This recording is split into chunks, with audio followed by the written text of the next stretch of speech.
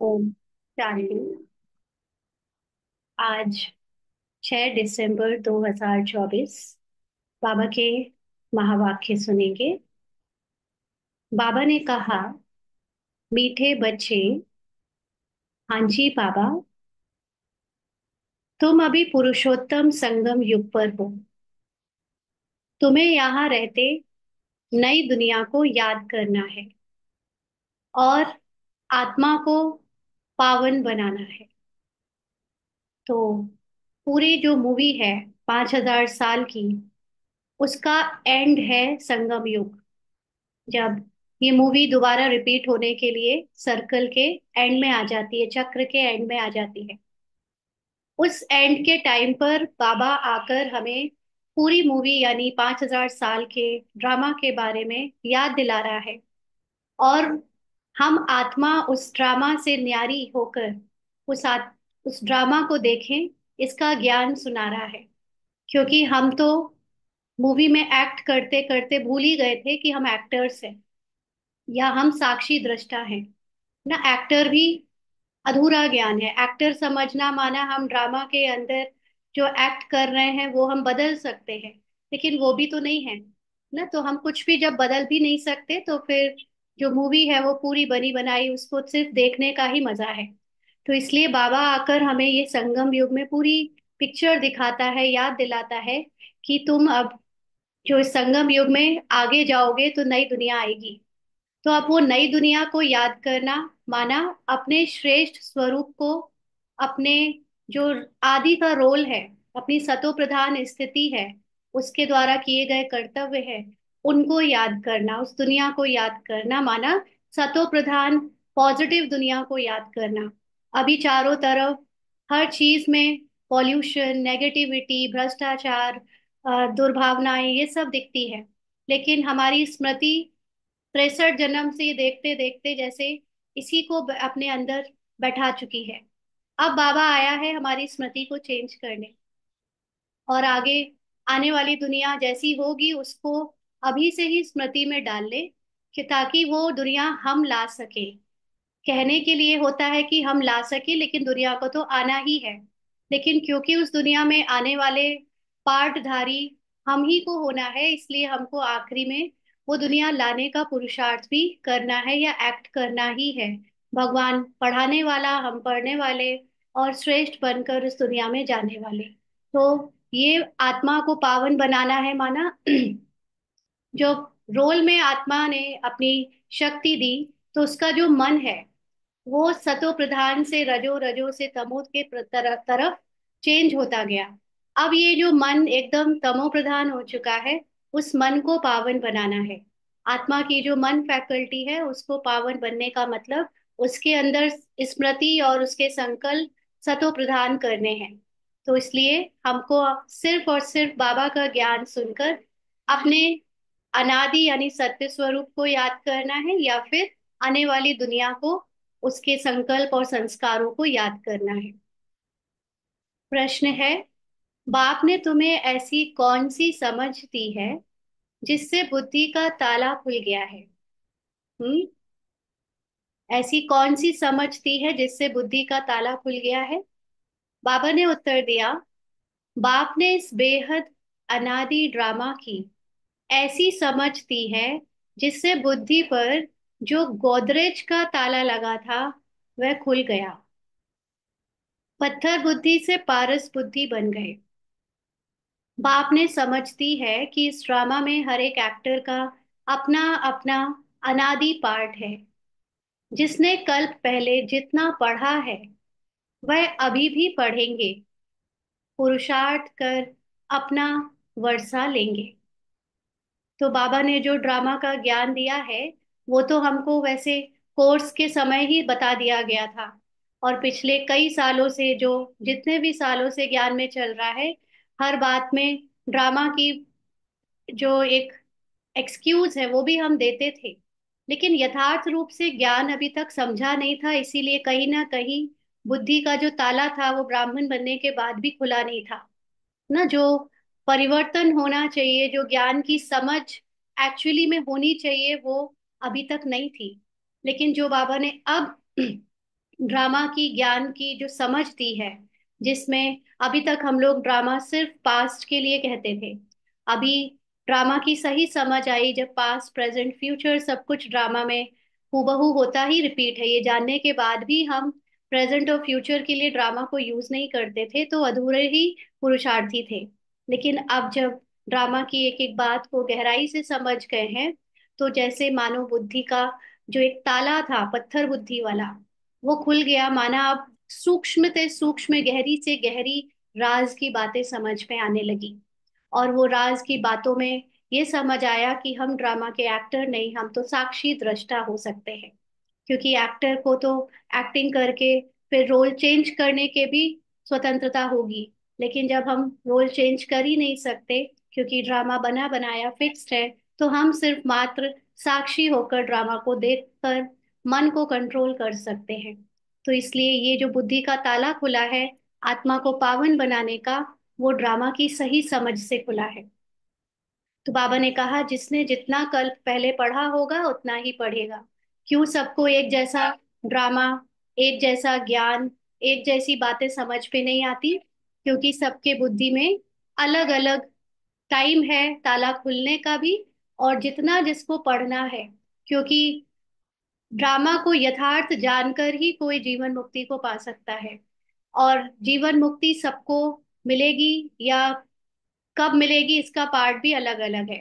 तो इसलिए जो पढ़ाई है अभी, वो सबकी अपने अपने ड्रामा के रोल के अनुसार चल रही है। जिसको जितना समझ आ रहा है वो एक्यूरेट आ रहा है, क्योंकि उनको उतना ही आना था। इसलिए बाबा कहते हैं कि अब पुरुषार्थ करके अपना वर्षा वो लेंगे। जितना जिनका पार्ट होगा उतना ही ज्ञान उठा पाएंगे, उतना ही वो ड्रामा के रहस्य को समझ पाएंगे। ओम शांति।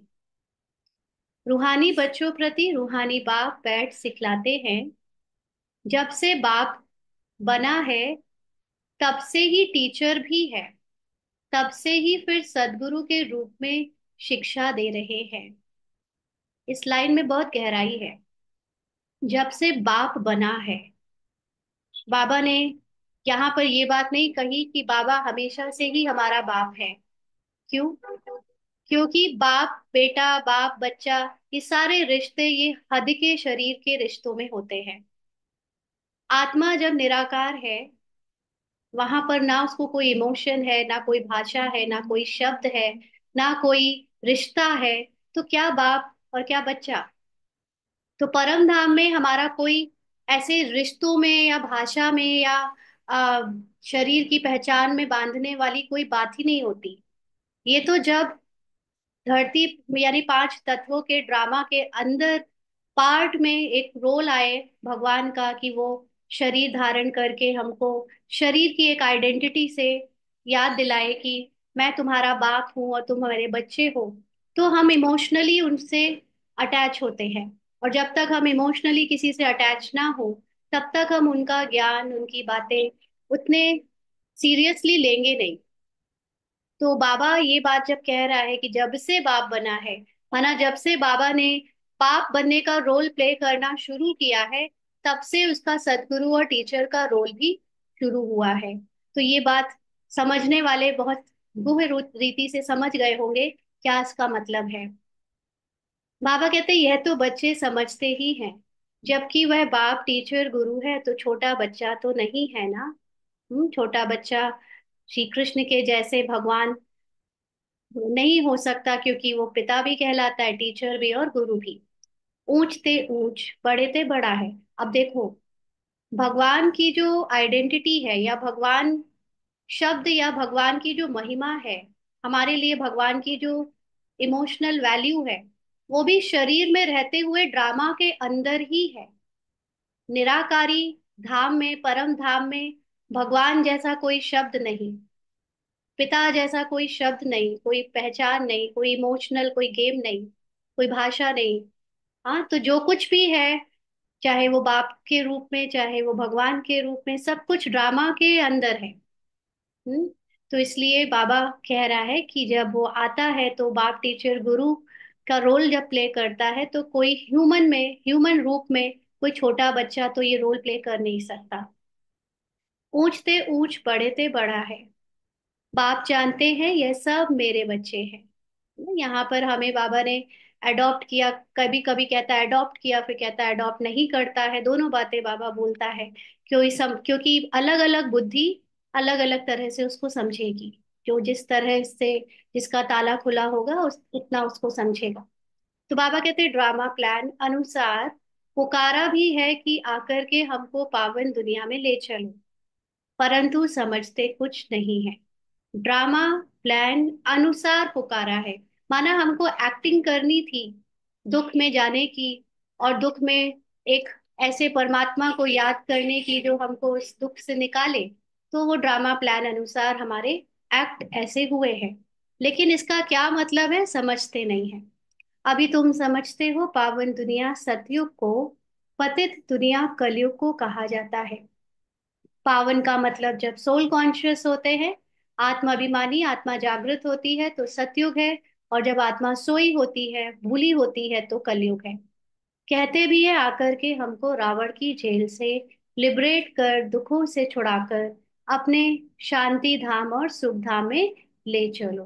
तो आत्मा जो अपने को मन और बुद्धि संस्कारों से आइडेंटिफाई करती थी, वो कलयुग में रोल प्ले करते करते मन जिसका एकदम विकारों में चला गया, देह भान में चला गया, वो दुख में खुद को अब छुड़ाना चाहती है दुख से। इसलिए अभी भगवान को या ऐसे परमात्मा को याद करती है कि हमको यहाँ से निकाल कर वापस ले चलो जहाँ पे हम जहाँ से आए हैं, जिस स्थिति से हम आए हैं, या जो रोल प्ले करके हम पुराने समय से आए हैं, वापस वहां ले चलो, वहां शांति है और सुख है।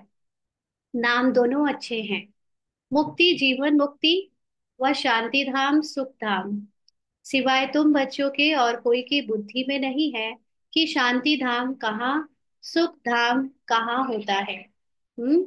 हम लोगों ने भी, हम में से भी जो बच्चे अलग अलग ज्ञान को समझते हैं, तो शांति धाम कहाँ का मतलब परम धाम को किसी ने बहुत दूर बना दिया। लेकिन शांति धाम कहाँ होता है, आत्मा जब अपने मूल रूप में स्थित होती है तो वो शांति धाम है, जहाँ उसकी शरीर और शरीर की कोई पहचान नहीं होती।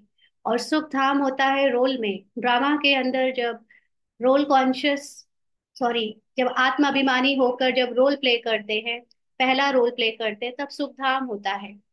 ये बातें और कोई नहीं जानता, बिल्कुल ही बेसमझ है। तुम्हारे एम ऑब्जेक्ट ही समझदार बनने की है, अंडरलाइन। आज बाबा ने एक्चुअली में हमारी रियल एम एंड ऑब्जेक्ट बताया है। अभी तक हम लक्ष्मी नारायण बोलते रहते थे, तो लक्ष्मी नारायण तो रोल है, और रोल में भी जिसका फिक्स रोल है वो जब बजना होगा तो ऑटोमेटिकली उसको वो कॉस्ट्यूम और सब कुछ मिल ही जाएगा। इस समय एज अ ब्राह्मण हमारी मेन जो ऑब्जेक्टिव होनी चाहिए वो है समझदार बनने की। हम्म, समझदार मतलब जो ड्रामा का गहरा रहस्य है, जो आत्मा का परमात्मा का हर बात का जो एक्यूरेट ज्ञान है, उसको जानकर अपने सत्य की स्थिति में लौटने की। तो हम एज अ आत्मा जो मन अभी पिछले 63 जन्म से अपनी अलग अलग पहचान बना रहा था, वो जैसे बेसमझी हो गई थी। अब आत्मा वापस जागकर मन को कंट्रोल कर रही है तो जैसे समझदार बन रही है। तो मुख्य हमारा काम इस समय समझदार बनने का है। बाकी तो रोल में जब जो बनना होगा वो बन ही जाएंगे ना। तो बेसमझों के लिए एम ऑब्जेक्ट होती है कि ऐसा समझदार बनना है।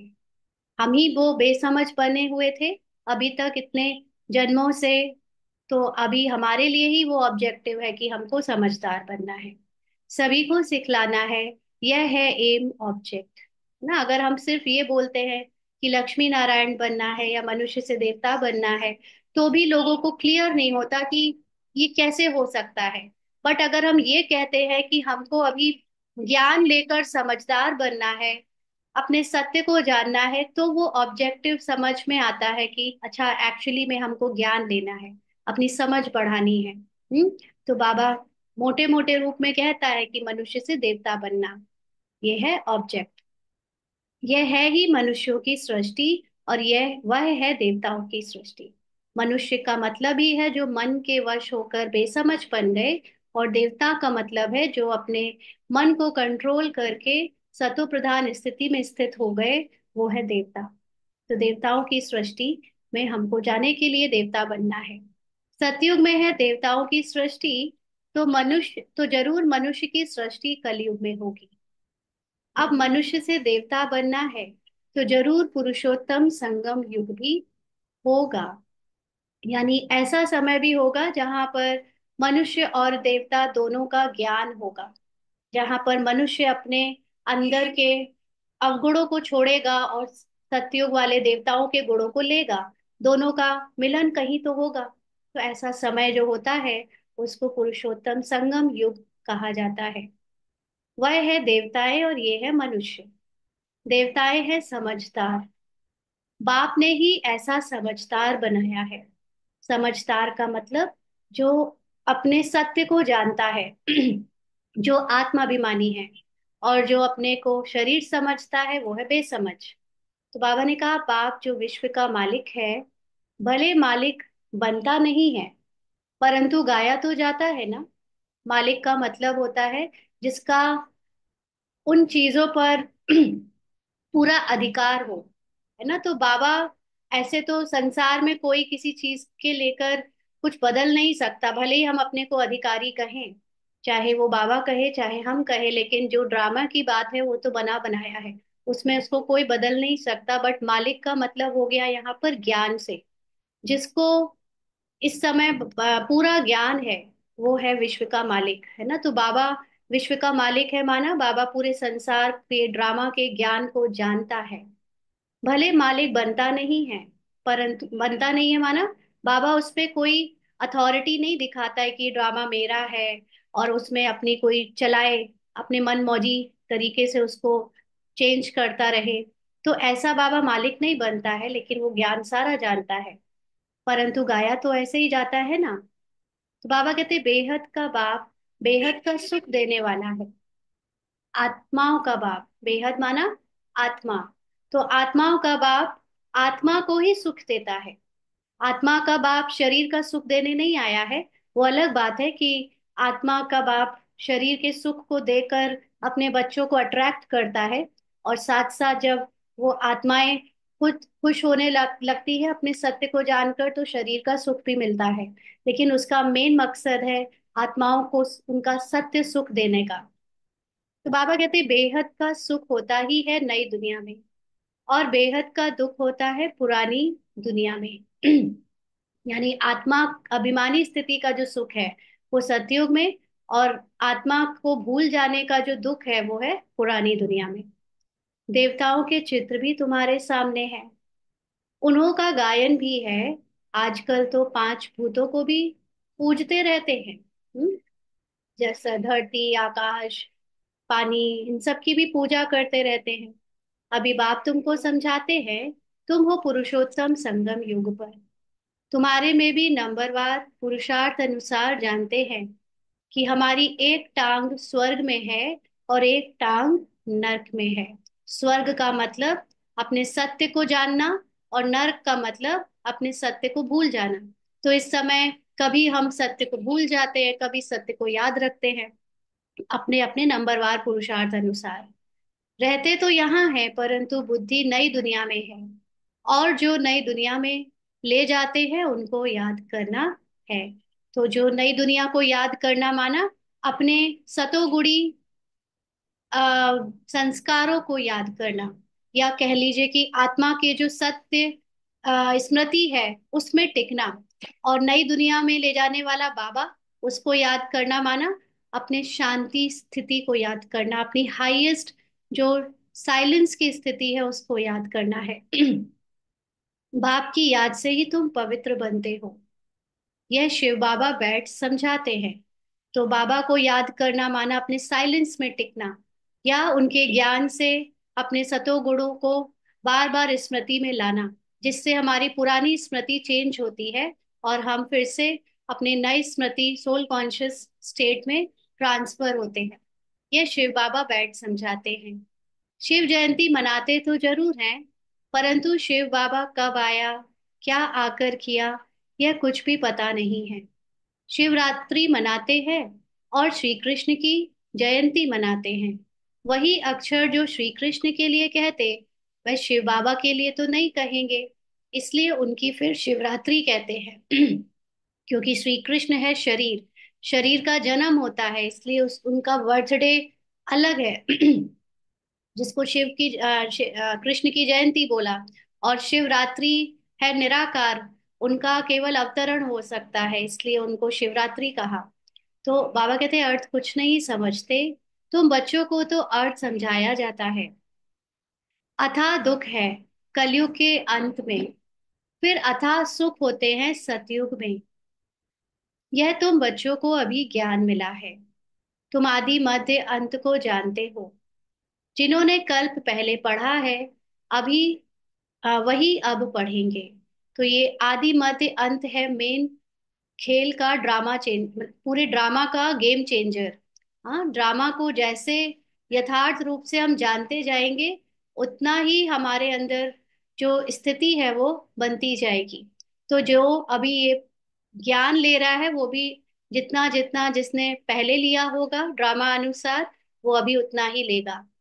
बाबा कहते हैं जिसने जो पुरुषार्थ किया होगा वही करने लगेंगे, और ऐसा ही पद भी पाएंगे। तुम्हारी बुद्धि में पूरा चक्र है। हाँ, पूरा ड्रामा है। जैसे आ, हमारे जैसे शरीर को, जब जैसे जैसे उम्र बढ़ती जाती है, तो जब शरीर की आखिरी स्टेज जिसको मुख्य बुढ़ापा कहते हैं, उसमें भी हाई जो टाइम हो जाता है, जब बिल्कुल ऐसा लगता है कि अब कभी भी जा सकते हैं, तब उस समय पर उस व्यक्ति को, जो रोल है उसको पूरे अपने बचपन से लेकर बुढ़ापे तक की पूरी कहानी पता होती है। कल ऐसे ही ये अपने लौकिक में अपनी दादी से पूछ रही थी, आपको अपने बचपन का सब कुछ याद है? तो बोली बिल्कुल ऐसे रखा हुआ जैसे अभी अभी वही जाकर खेल ले। हाँ, तो सोचिए कि इतने साल, 85-90 साल की उम्र में कोई एकदम स्टार्टिंग से एंड तक का याद रखता है। तो ऐसे ही बाबा हम सब ने अब ऑलमोस्ट शुरू से अंत तक का गेम खेल लिया है। ड्रामा खेल लिया है। तो अंत में जाकर अब बाबा हमको याद दिला रहा है सारा खेल, सारा ड्रामा। शरीर में उनको ऑटोमेटिकली याद रहता है, बट हम आत्माएं अपने पिछले जन्म के कारण भूलते गए हैं। तो अंत में जो थोड़ा बहुत पार्ट रह गया है, बस उतना और बचा होगा कुछ गेम, बाकी तो पुराना सारा बीत चुका है। तो बाबा ने हमें सब कुछ याद दिला दिया, मोटे मोटे रूप में, डिटेल में नहीं, लेकिन मोटे मोटी बातें बता दी जो याद रखने वाली होनी चाहिए। हमारी पवित्रता की बातें बताई हैं ना, तो इसलिए वो पवित्रता को याद करते करते हम अपने ओरिजिनल पवित्र स्वरूप में स्थित हो जाएंगे। तो बाबा कहते हैं तुम्हारी बुद्धि में पूरा चक्र है, तुम ही ऊंचते ऊंच पद पाते हो, फिर तुम उतरते भी ऐसे हो। हम्म? बाप ने समझाया है, यह जो भी मनुष्यों की आत्माएं हैं, माला है ना, सब नंबरवार आती हैं। हर एक एक्टर को अपना अपना पार्ट मिला हुआ है, किस समय किसको क्या पार्ट बजाना है। हर एक को अपनी अपनी एक्टिंग का टाइम ड्यूरेशन दिया है, पूरी स्क्रिप्ट मिली है, और कब उनको रोल में उतरना है प्ले करने के लिए, सब दिया हुआ है, पहले से फिक्स्ड है। ये अनादि बना बनाया ड्रामा है जो बाप बैठ समझाते हैं। अब जो तुमको बाप समझाते हैं वह अपने भाइयों को समझाना है। तो जो आत्माएं अभी जागृत नहीं हुई हैं, अपने आप को अभी सत्य रूप में जानती नहीं है, उन आत्मा भाइयों को भी समझाना है। तुम्हारी बुद्धि में है कि हर 5,000 वर्ष के बाद बाप आकर हमको समझाते हैं, हम फिर भाइयों को समझाते हैं।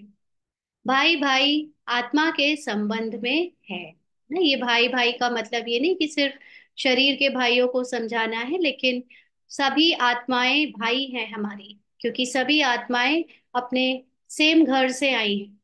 तो इसलिए उन सबको समझाना है, चाहे वो स्त्री के चोले में है चाहे पुरुष के चोले में है।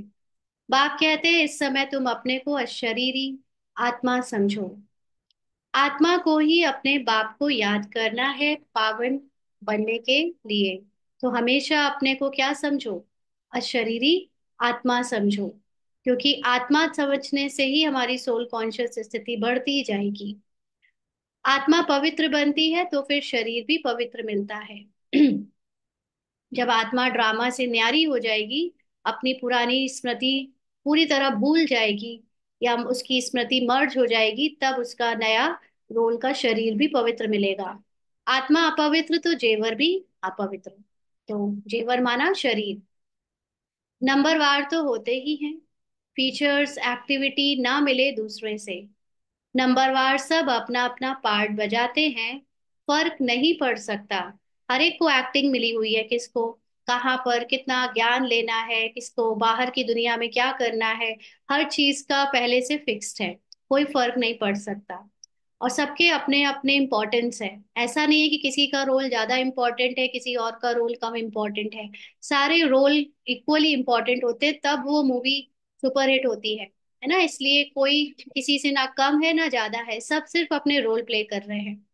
तो बाबा कहते हैं नाटक से वही सीन देखेंगे जो कल देखी होगी। नाटक में तो ये पूरा 5,000 साल के ड्रामा को अगर आप साक्षी होकर बाहर से देखो, माना न्यारे होकर उससे उपराम हो जाओ, फिर इसको देखो, तो बाबा ये कहते हैं कि तुम्हें एकदम निश्चिंत हो जाओगे, क्योंकि जो सीन पहले देखी होगी वही कल भी दिखेगी, क्योंकि वही रिपीट होती है।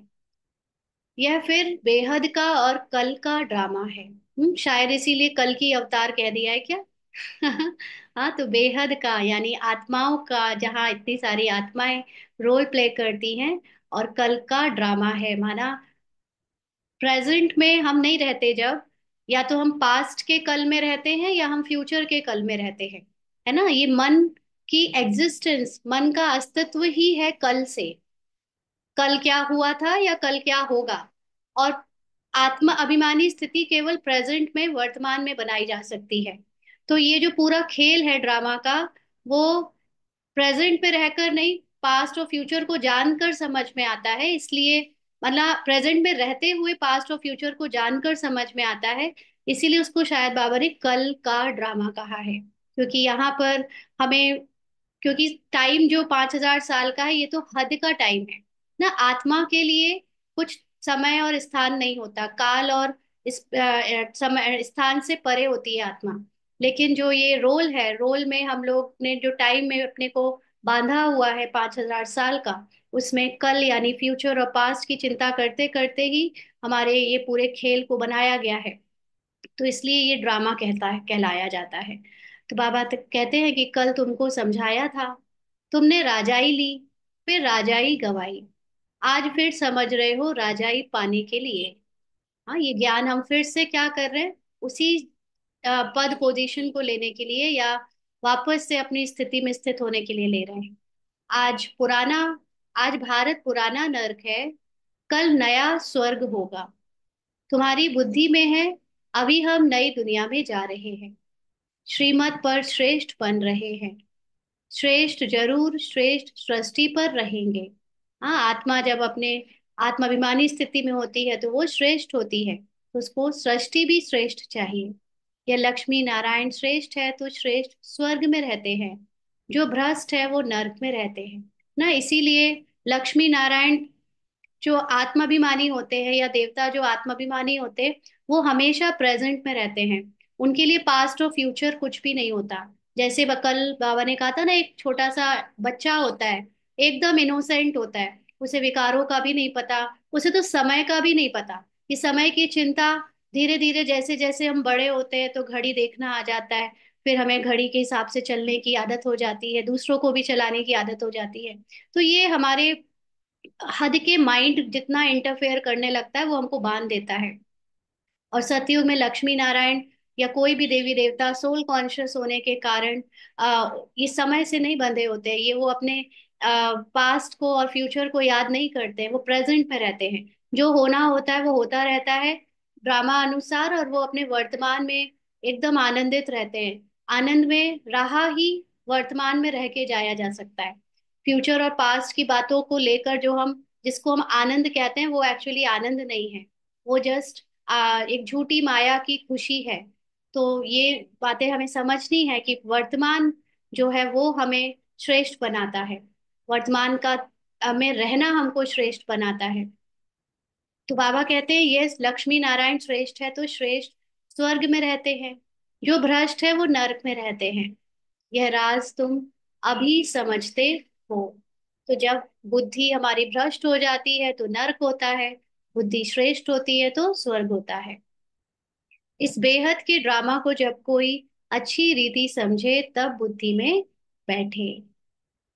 यहाँ पर भी, ब्राह्मण जीवन में भी हम अगर देखें, तो जब तक हमने अपने को आत्माभिमानी नहीं बनाया है, हमारे लिए ये कलयुग और ये नरक का इन्फ्लुएंस, ये माया का, रावण का इन्फ्लुएंस बार बार हमें तंग करता रहेगा, माना हमारी स्थिति से गिराता रहेगा, अचल अडोल नहीं रहने देगा। और जितना ज्यादा हम आत्माभिमानी हो जाएंगे, उतना हमारे लिए अभी ही स्वर्ग आ जाएगा, माना हमको ये रावण और माया हिला नहीं सकेगी, अचल अडोल रहने लगेंगे हम तो।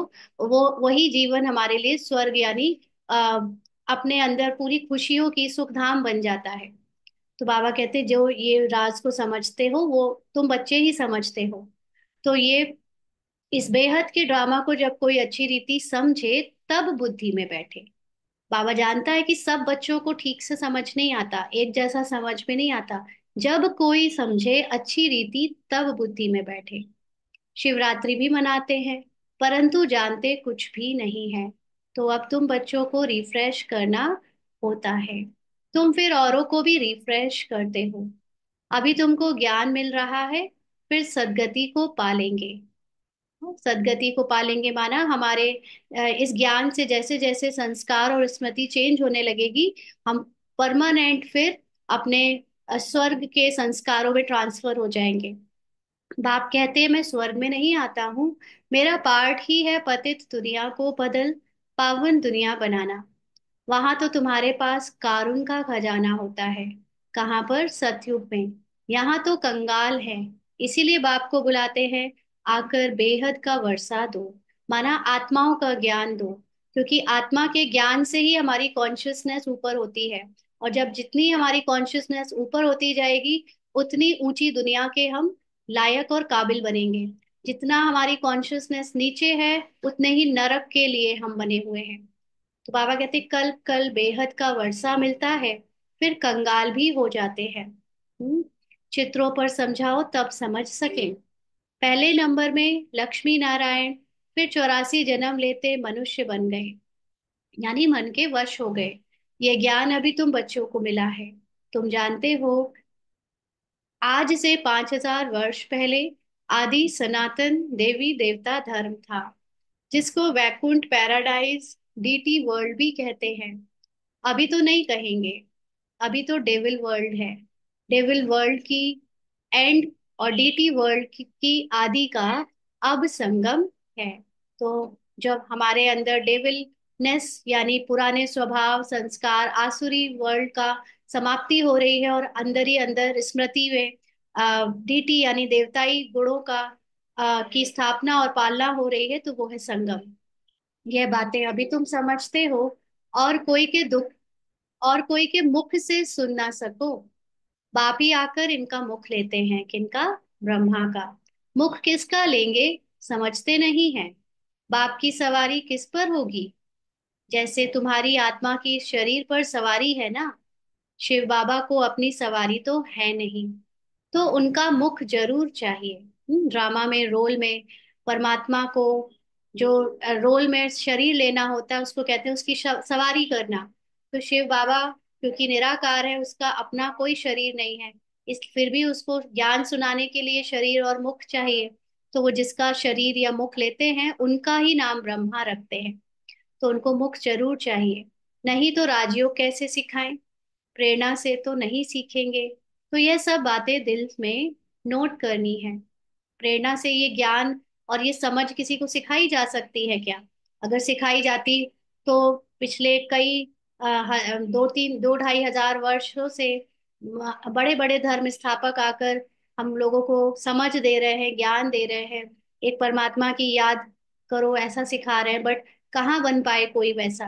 नहीं सीख पाए ना। तो ये पढ़ाई है, पढ़ाई से ही चेंज हो सकते हैं संस्कार।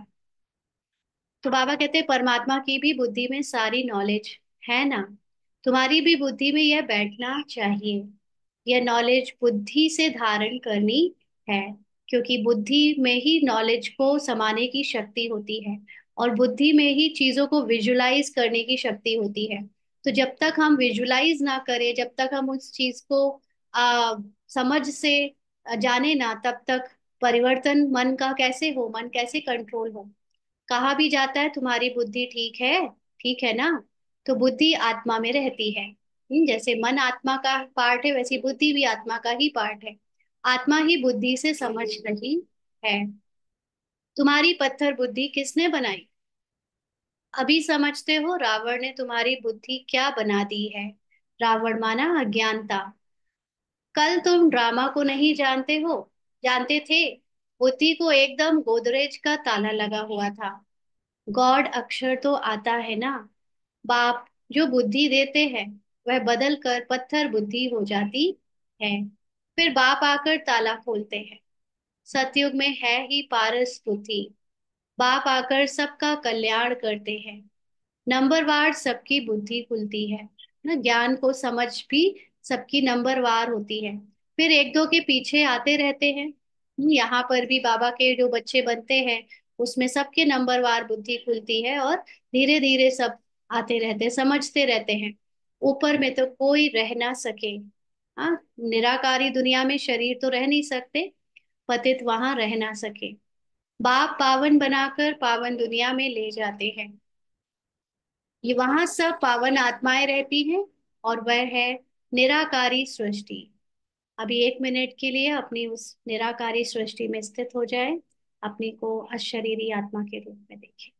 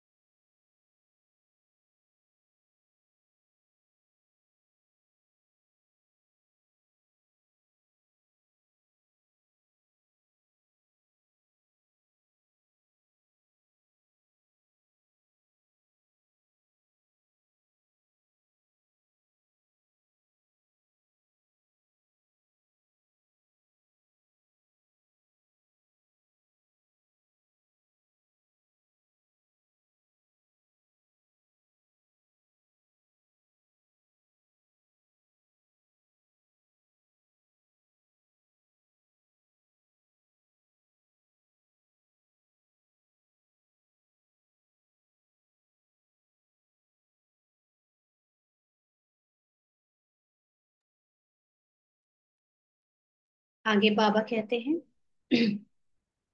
तुम बच्चों को अभी सब मालूम पड़ा है, इसीलिए अपना घर भी जैसे बहुत नजदीक दिखाई पड़ता है। तो जितना जितना आपको ड्रामा और यथार्थ ज्ञान समझ में आने लगता है, उतना ही आप परम धाम की एक्चुअल में मीनिंग समझ जाते हो। जब हम शुरू से ज्ञान में अभी तक थे, तो परम धाम को बहुत बहुत दूर समझते थे, है ना, दूर है परम धाम।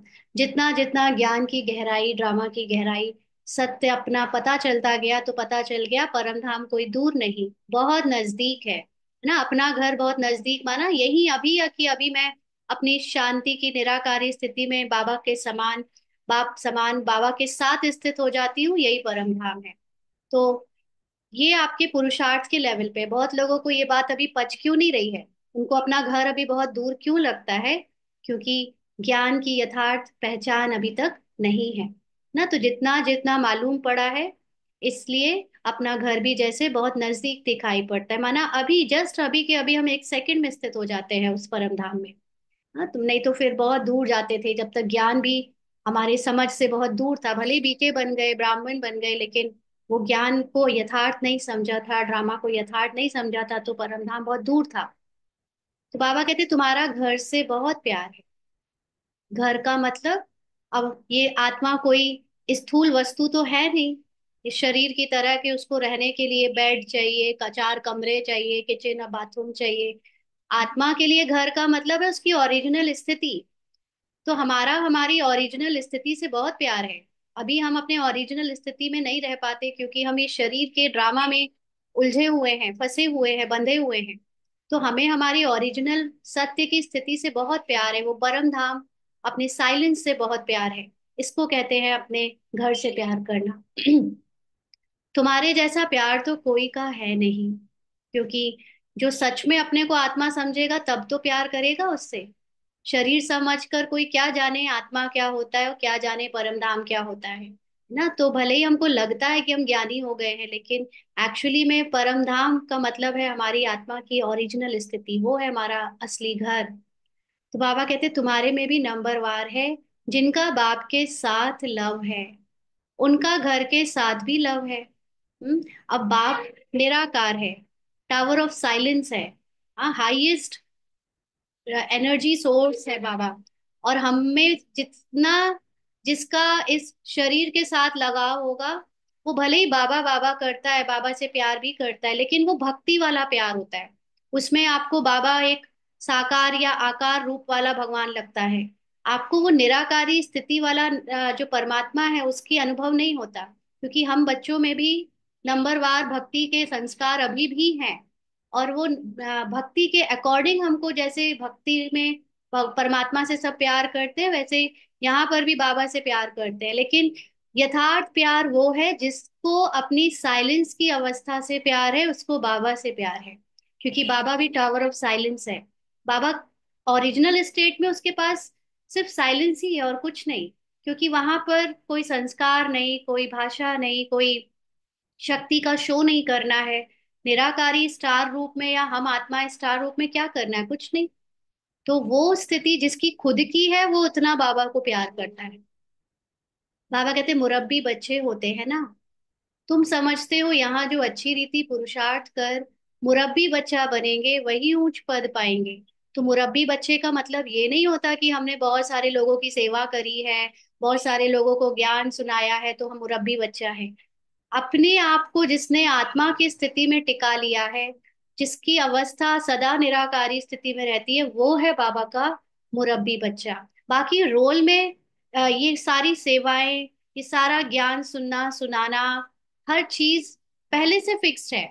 कौन सी आत्मा को किसके द्वारा ज्ञान मिलेगा, कौन उसको सेंटर में पालना देगा, कौन किसके लिए क्या सेवा करेगा, ये सब कुछ एक्टिंग में हो रहा है। और एक्टिंग कर रहे हैं सब, एक दूसरे को जगाने की, एक दूसरे को ज्ञान सुनाने की, एक दूसरे के लिए स्टेज में या सेंटर में पालना देने की, ये सब फिक्स्ड है। बट इसका मतलब ये नहीं है कि हम आत्माभिमानी कंप्लीटली हैं तो हम ये कर रहे हैं। वो तो जिसको बाबा ने जो रोल दिया वो कर रहा है, ड्रामा ने जो रोल दिया है। मुख्य बात है मुरब्बी बच्चे की, जो बाबा के समान निराकारी आत्माभिमानी स्थिति में स्थित है, वो ऊंच पद पाएगा, क्योंकि वही बाबा के सबसे करीब है। तो बाबा कहते छोटे अथवा बड़े शरीर के ऊपर नहीं है, अंडरलाइन ना। बहुत सारे ब्राह्मणों में ही अ, बाहर की दुनिया तो देखती ही शरीर है, वो तो कोई बात नहीं, लेकिन ब्राह्मण्स में भी जो आत्मा के ज्ञानी अपने को कहते हैं, वो भी ये देखते हैं कि शरीर से कौन यंग है, कौन बूढ़ा है, कौन बुजुर्ग है, वो बड़ा हुआ, जो शरीर से छोटा है वो छोटा हुआ, या जो ज्ञान में 40 और 50 साल से वो बड़ा हुआ, जो अभी अभी 4 साल या 4 महीने पहले आया है वो छोटा हुआ। हाँ, ये जो सेवाओं में हजारों की सेवा कर रहा है वो बड़ा हुआ, जो अभी सिर्फ अपनी जो कुछ नहीं दिख रहा है करते हुए वो छोटा हुआ। कितने सारे बॉडी कॉन्शियसनेस के लेबल लगा रखे हैं ब्राह्मणों ने।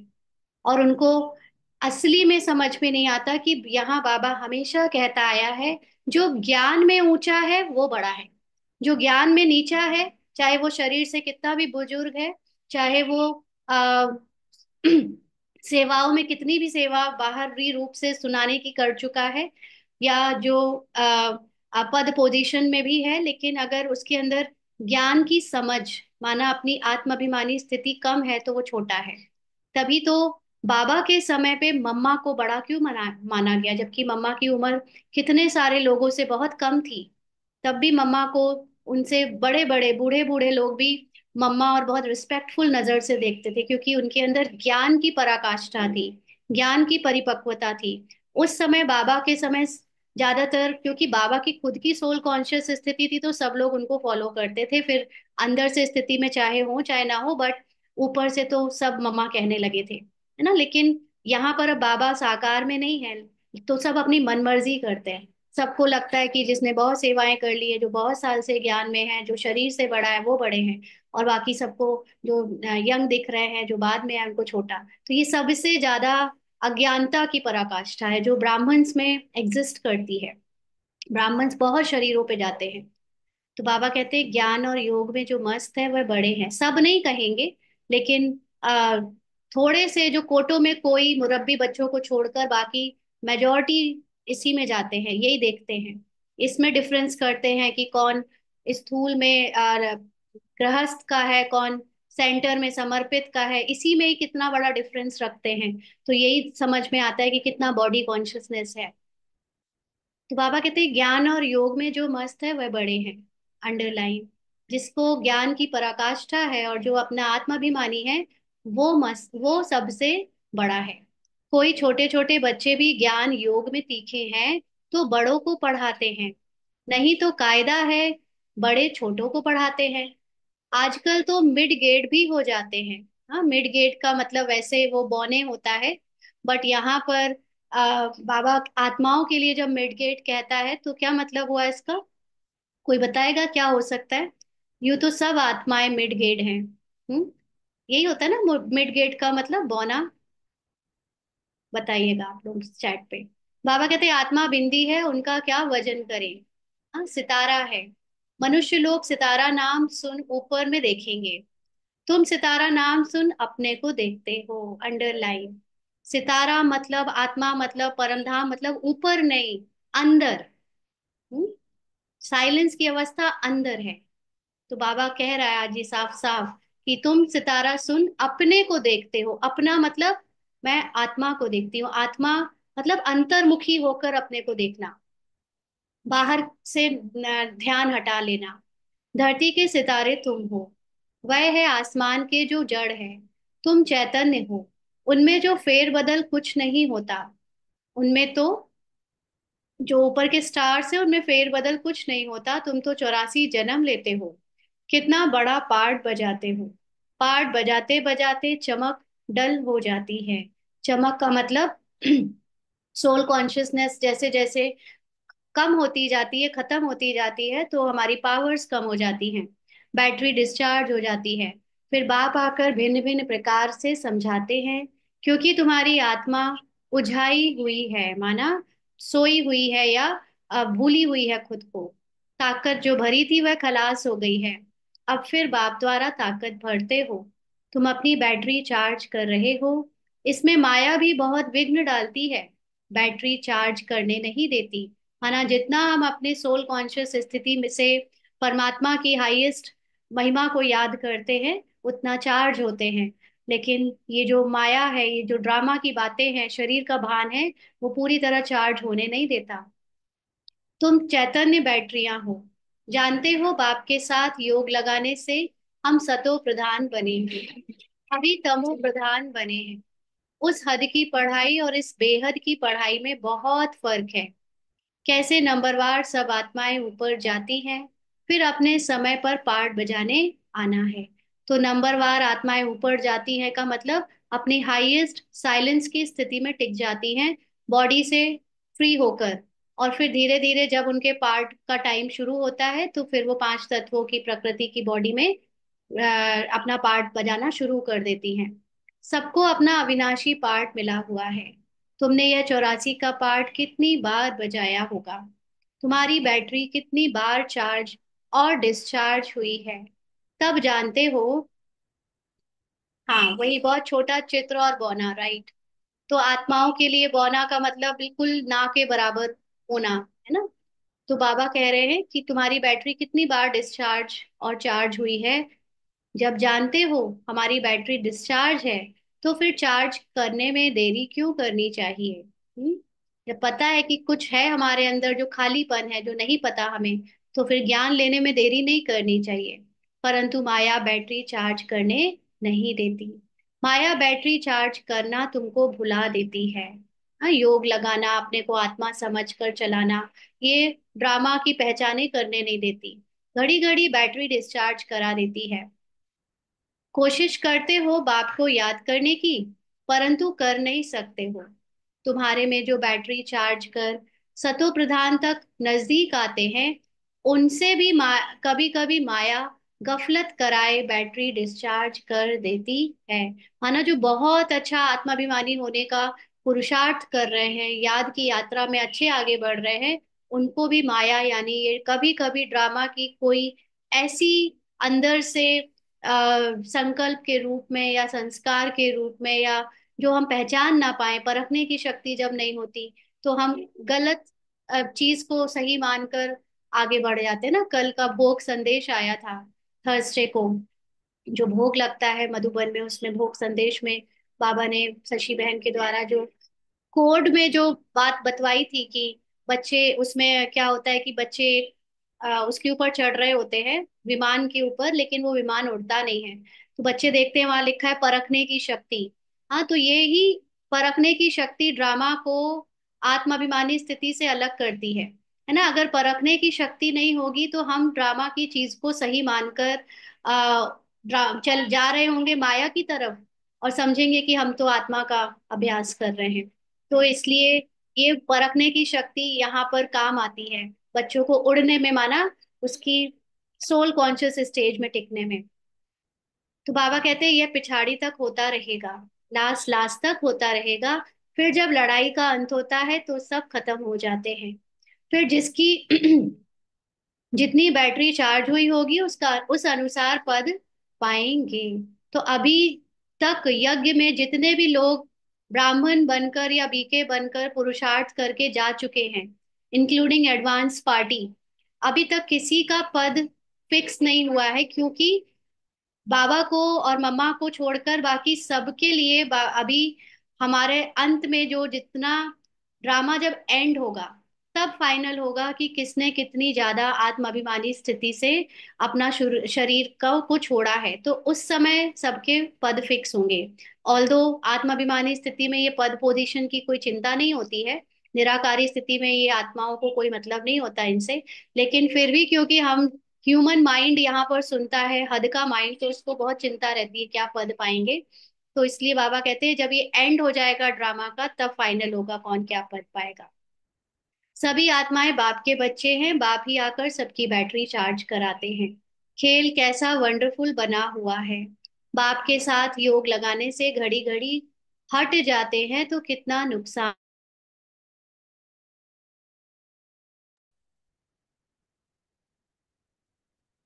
तो बाबा कहते हैं बाप के साथ योग लगाने से घड़ी घड़ी हट जाते हैं तो कितना नुकसान होता है। ना हटे उसके लिए पुरुषार्थ कराया जाता है, इसीलिए बाबा बार बार याद दिलाता है हर रोज सुबह सुबह आकर।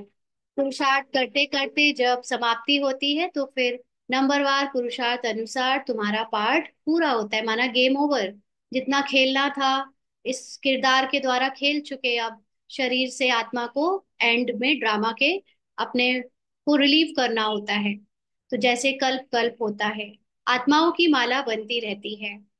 हाँ, तुम बच्चे जानते हो रुद्राक्ष की माला है, विष्णु की भी माला है।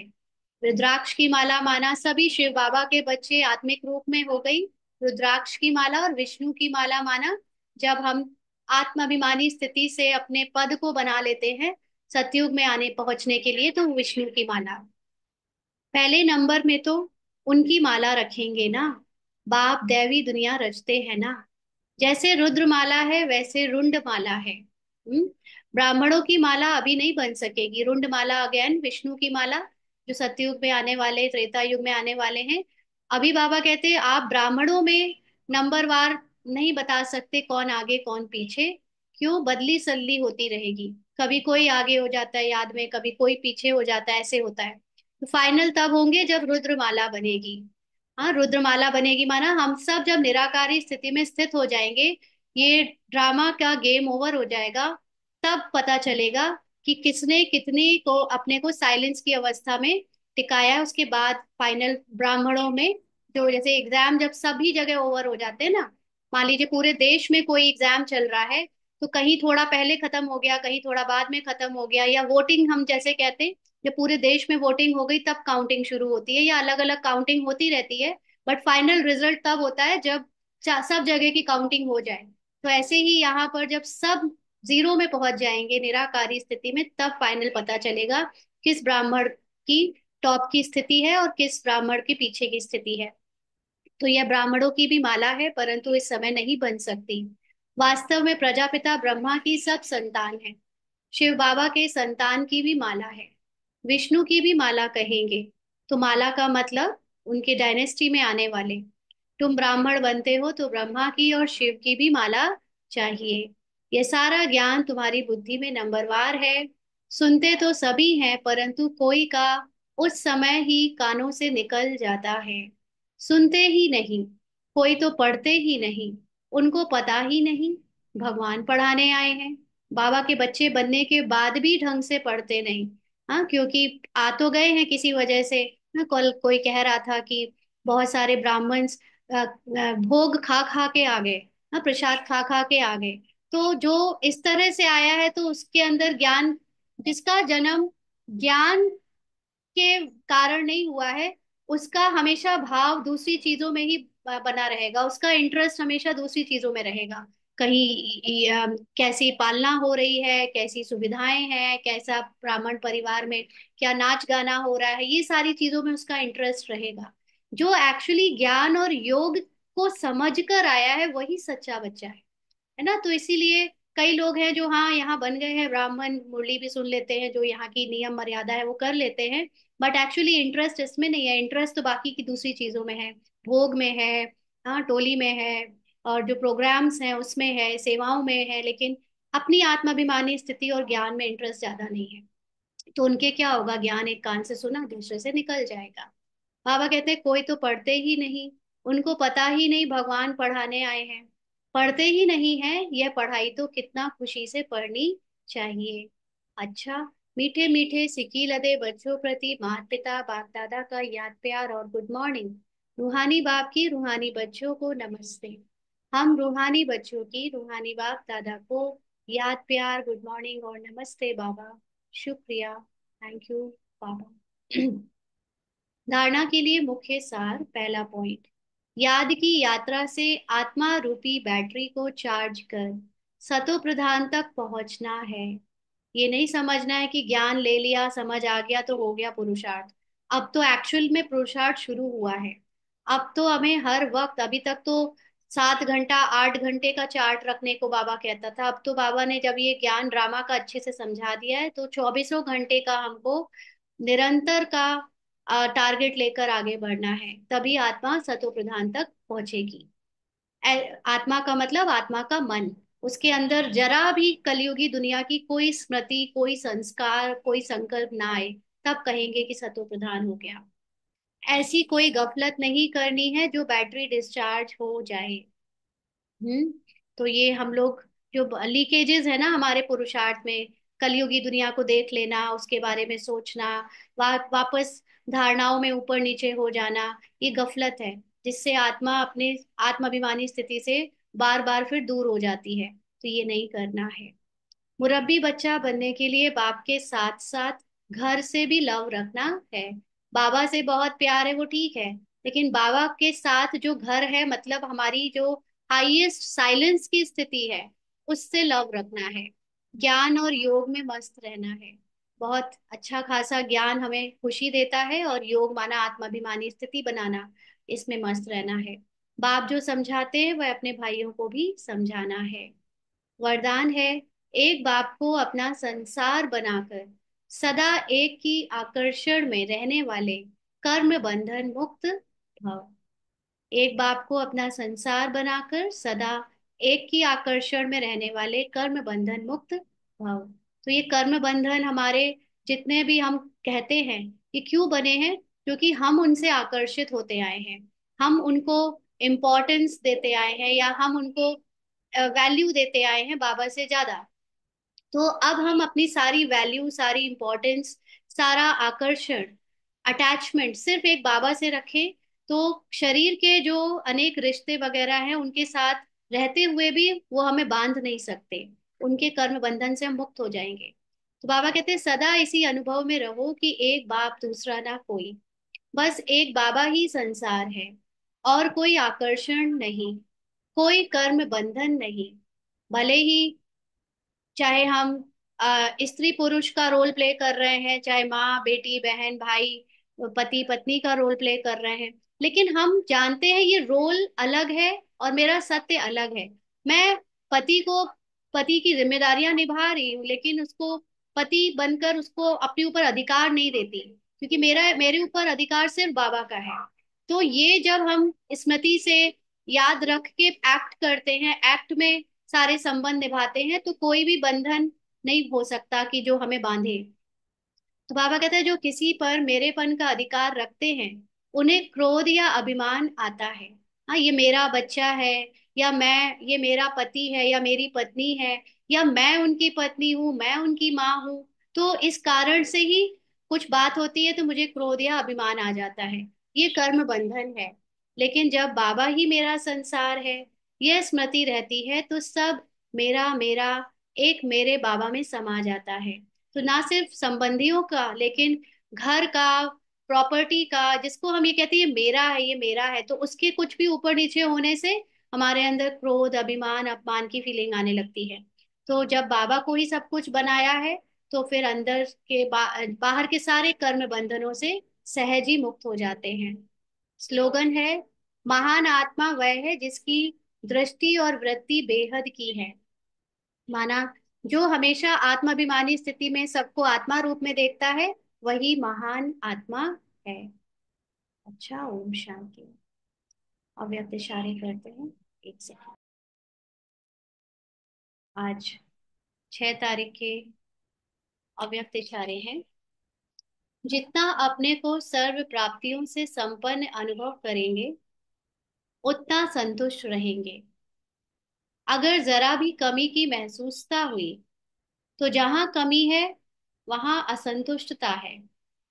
भले अपना राज्य नहीं है, इसलिए थोड़ी मेहनत करनी पड़ती है, परंतु यहाँ प्रॉब्लम तो खेल हो गई है। हिम्मत रखने से समय पर सहयोग मिल जाता है। इसीलिए अपनी संतुष्टता के साथ साथ स्वयं की श्रेष्ठ स्थिति से सर्व आत्माओं को संतुष्टता का सहयोग दो। तो ब्राह्मण जीवन में कई बार ऐसे रोल के द्वारा कंप्लेन होती है कि हमारे जीवन में कभी कोई फाइनेंशियल क्राइसिस है ना, कभी किसी रिश्ते में कोई क्राइसिस है, प्रॉब्लम है, कभी कोई परिस्थिति की या शरीर की बीमारी की समस्या है। तो बाबा हमें ये याद दिला रहा है कि बच्चे, तुम जो आत्मा हो, और उस आत्माभिमानी स्थिति से जो हमें प्राप्तियां होती हैं, जिसको बाबा कहता है मैं आत्मिक रूप में हूं ही सर्व प्राप्ति संपन्न, ये ऐसे ही नहीं कहता। एक्चुअली में सर्व प्राप्ति संपन्न तुम हो, लेकिन क्योंकि अभी माया और रावण की दुनिया में तुम हो, प्ले कर रहे हो अपना पार्ट, तो माया और रावण की दुनिया में ये सारी प्राप्तियां उनको ज्यादा हो रही हैं जो अभी माया और रावण की तरफ है। तो हमें कभी कभी ऐसा फील होता है कि बाबा आप कहते तो हो कि हमारे पास सब कुछ है, लेकिन अभी रोल में तो बहुत कमियां दिख रही हैं। तो हम असंतुष्ट होकर जब बाबा से ये कहते हैं, तो बाबा कहते हैं बच्चे, ये थोड़ी सी मेहनत जो दिख रही है आपको, ये सिर्फ इसलिए क्योंकि ये माया का समय चल रहा है। माना आपका कुछ पिछला हिसाब किताब का टाइम ओवर होने वाला है, तो जब तक वो टाइम चल रहा है, इसलिए ये प्रॉब्लम दिख रही है। लेकिन जब मैं अपने सत्य को याद रखकर ये समझती हूँ कि ड्रामा में मुझे एक्टिंग करनी पड़ रही है, ये बीमार होने की, या फाइनेंशियली लॉसेस में गरीब होने की, या समस्याओं की, तो ये आपके लिए खेल हो जाता है। क्या एक्टिंग नहीं कर सकते कुछ दिन गरीब रहने की? क्या एक्टिंग नहीं कर सकते कुछ दिन बीमार रहने की? क्या एक्टिंग नहीं कर सकते कुछ दिन किसी संबंधी से बात ना करने की? कर लो, खेल है ना। जब आप हिम्मत रखकर आगे बढ़ते रहोगे, करते रहोगे, तो वो समय भी आया कि आया, जब आपको वो आपकी सर्व प्राप्तियां रोल में भी दिखने लगेंगी। इसलिए जब खुद इस बात से संतुष्ट रहेंगे, तो दूसरों को भी संतुष्टता का सहयोग दे पाएंगे। अच्छा, ओम शांति।